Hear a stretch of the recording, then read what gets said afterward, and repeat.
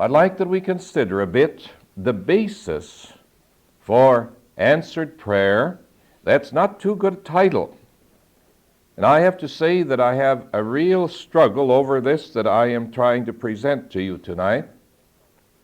A real struggle in trying to identify it and bring it out. I was tempted just sort of to brush over it and go right on in this prayer. There is so much to deal with here. This prayer is so rich and so full, and yet I sort of took myself by the back of the neck and I said, look at here, we can't pass this up.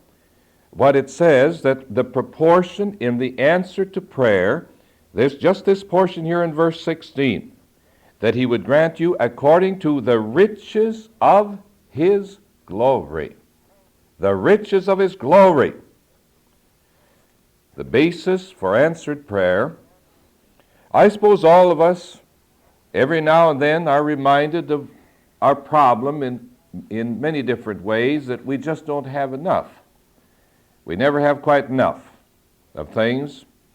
And this tends to influence our thinking. It puts a limitation on our faith. As human beings, we become aware of how circumscribed we are, how limited we are.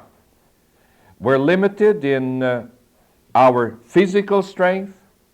We're limited in the length of time that we have to live.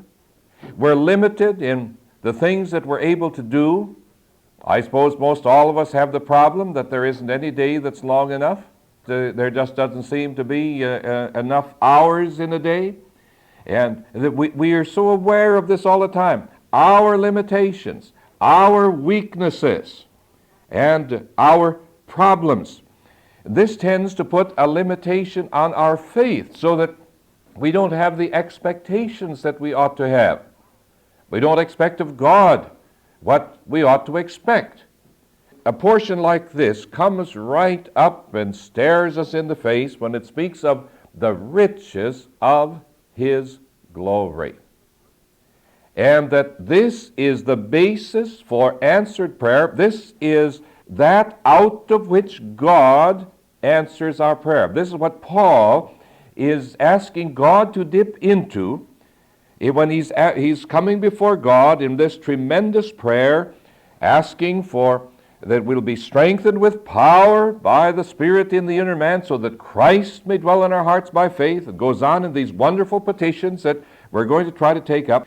But what Paul asks God to do is to dip into the riches of his glory in order to supply this.